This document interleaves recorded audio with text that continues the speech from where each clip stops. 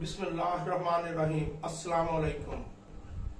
काश्तकार भाइयों, जो हमारी आज की वीडियो है ये धान के पहले 40 दिन के बारे में है कि धान को पहले 40 दिन किस चीज की जरूरत है। मैं हूं शाह हसन गिलानी और आप देख रहे हैं अल सैयद फार्म।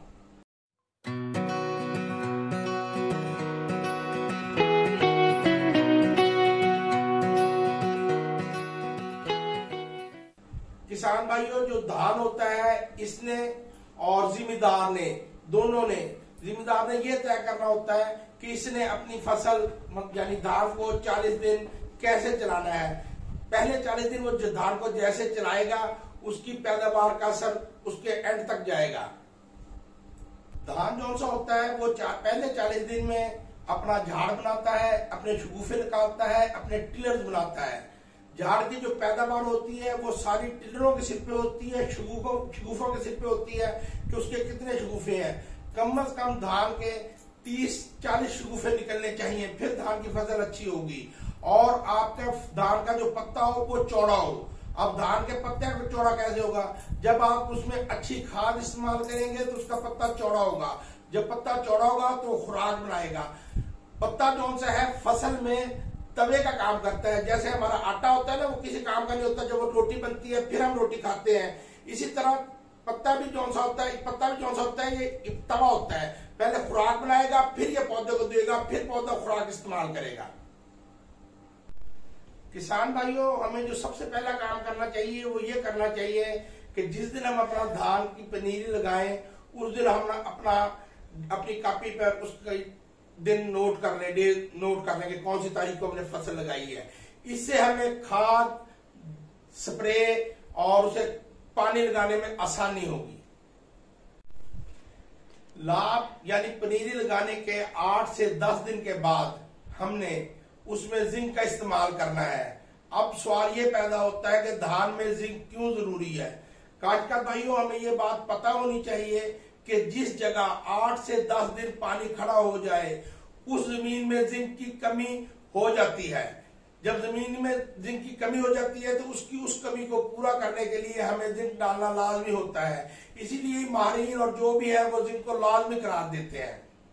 काश्तकार भाइयों, जो हमारे आम मार्केट में है जिंक की बहुत सारी किस्म है। कोई 33% है, जो 33% है बेसिकली तो वो 27% है। कोई 10% है, जो 10% है बेसिकली तो 8% है। और कोई चिलीटेड स्वाद एग्रो की पहले उसकी जिंक स्टार आती थी, FMC की, वो जो सी चिलीटेड है उनका आपको स्प्रे करना पड़ेगा।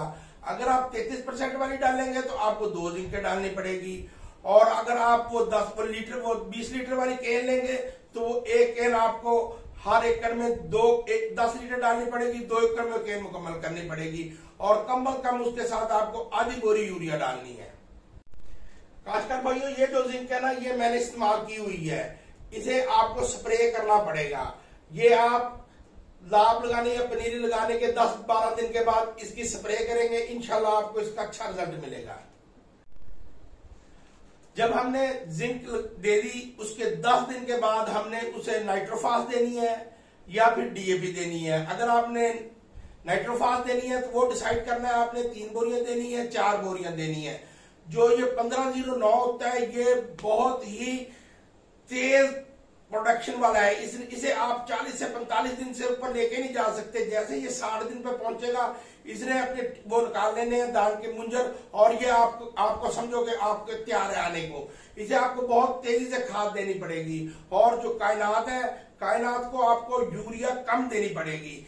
अगर इसमें आप DAP इस्तेमाल करेंगे तो इसमें आप 1509 में इसमें आप 2 DAP और 2 यूरिया।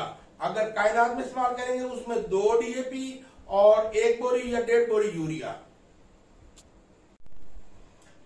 अब हमने पहली DAP 10 दिन के बाद डाल दी, फिर 10 दिन के बाद हमने दूसरी DAP डालनी है। अगर हमने नाइट्रोफास डालनी है तो फिर वो 1.5 बोरी करके हमने 10 दिन के वक्फे के बाद वो 3 बोरियां डाल देनी है। और जब हमारी वो आएगी कि गोब पे आएगा फिर हमने 1 बोरी संभाल लेनी है गोब के लिए। गोब पे जैसे ही आए धान हमने उसे 1 बोरी नाइट्रोफास डाल देनी है। नाइट्रोफास क्यों डालनी है समझे। जो ये होती है DAP या नाइट्रोफास, इसकी जो मुद्दत होती है वो होती है 66 दिन, 66 डेज। इसके बाद ये वो एक्टिव नहीं रहती। इसलिए जब हमें गो पे हम फ्रेश खाद डाल देंगे, नाइट्रोफॉस डाल देंगे, या फिर अगर डीएपी डालिए तो आधी पूरी डीएपी बचा लें, आधी यूरिया आधी डीएपी डाल दें, उसे उस टाइम आपको कोई ना कोई प्रोडक्ट डाल के, या फिर मैं आपको एक प्रोडक्ट दे रहा हूं, ये प्रोडक्ट उस डिप्सोल के नाम से है, ये प्रोडक्ट आप उसके साथ डालें आधी बोरी के साथ, और आप ये उस टाइम खाद को डीएपी को तजाबी कर देगा और वो आपके पौधे को ज्यादा से ज्यादा लगेगी। काश्तकार भाइयों, हमने जो पहला जहर इस्तेमाल करना है ना, वो हमने करना है 25 दिन के बाद, और जो दूसरा जहर इस्तेमाल करना है वो करना है हमने 55 दिन के बाद। जहर की जो असर रहता है वो रहता है 35 दिन, पर हम 35 दिन नहीं रखेंगे। कार्टिप जोन सा है, कार्टिप जोन सा 35 दिन रखेगा, पर हम 35 दिन नहीं रखेंगे। हम सिर्फ उसे 30 दिन काउंट करेंगे कि वो 30 दिन असर रख रहा है। पहला 25 दिन और दूसरा 55 दिन। 55 के बाद जब हमारा वो चला जाएगा 85 दिन पे, तो फसल हमारी 15 दिन होगी तो तकरीबन ही पक जाएगी। कायनात को 10-12 दिन ज्यादा लेगा तो उसे कोई फर्क नहीं पड़ेगा। अच्छा, नंबर 2 है, पहले आती थी फाइटोफिक्स, फिर अब आगे साइनोविक आ गई है। काश्तकार भाइयों, पहले बाहर की आती थी, फिक्स आती थी, अब 2-3 साल से बाद ने प्लानोफिक्स बंद कर दी है। अच्छा, अब आप ये देखें, मैं आपको दिखा रहा हूं, ये साइटोफिक्स आ गई है। अब ये आपने क्या करनी है, एक बोतल 2 एकड़ों पे करनी है, मतलब 50 ml 1 एकड़ पर और 2 एकड़ों पर 100 ml। अच्छा, इसका सबसे बड़ा फायदा ये होगा, एक तो ये आपका कद नहीं बढ़ने देगी, और जब कद नहीं बढ़ेगा तो नीचे से जो जड़ें हैं वो मजबूत करेगी, और ये जब कद को रोकेगी तो उसका तना मजबूत करेगी, फसल को एंड तक गिरने नहीं देगी। काश्तकार भाइयों, ये बात हमने याद रखनी है कि पहले 20-25 दिन तक पानी को ज्यादा रखना है ताकि उसमें गंद ना उगे और पौधा अपने ज्यादा शगुफे निकाल ले, और उसके बाद हमने हर चौथे 5वें दिन पानी लगाना है। तो जब पिछले 2-3 साल के तजर्बे में ये बात आई है कि जिस फसल को 20 दिन के बाद कम पानी लगा है वो ज्यादा पानी लगने वाली फसल से अच्छी हुई है।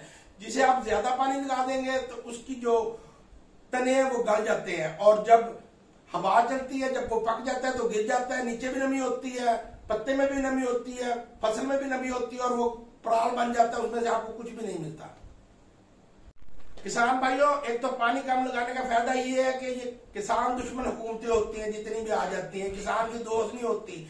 ये सिर्फ दिखाने के लिए हमें कहती है कि हमने फलां चीज सस्ती करती थी, फलां चीज, ये सस्ता कुछ नहीं करती, खून हमारा ही पीती है। आप जितना पानी कम लगाएंगे, ऐसे नहीं लगाना जैसे गंदम को लगाना है, मतलब 5वें-6ठे दिन पानी लगाएं और अपनी फसल का मुआयना भी करें, क्योंकि हमारे नौकर और मजारे वो भी गैर जिम्मेदारी कर लेते हैं। कचौरी साहब ने बेल पारनावा, खान साहब ने बेल पारना, जितना मर्जी आज भाई बेलता सी पारनावा। जितना कम बिल आएगा उतना ही हमें दान में फायदा ज्यादा होगा। काश्तकार भाइयों, ये हमारी वीडियो का पहला पार्ट था, और ये था स्प्रे के खाद के लिए, और हम इंशाल्लाह दूसरा पार्ट बनाएंगे, वो स्प्रे पे आपको बताएंगे कि कौन कौन सी स्प्रे डालनी है, कौन कौन सी जहर है, किस टाइम डालनी है। हमारी काश्तकार भाइयों जो सी पहली दाग पे वीडियो है ना, उनका लिंक आई बटन में है, आप वहां से ले सकते हैं। आपको कोई भी प्रोडक्ट चाहिए हो तो हमारा डिस्क्रिप्शन में नंबर पड़ा है, आप उस नंबर को लेके हमारे से कोई भी प्रोडक्ट खरीद सकते हैं। इंशाल्लाह उसका बाजार से रेट कम होगा। किसान भाइयों, आप हमारी वीडियो को लाइक करें, शेयर करें और सब्सक्राइब करें। नेक्स्ट वीडियो के लिए अल्लाह हाफिज।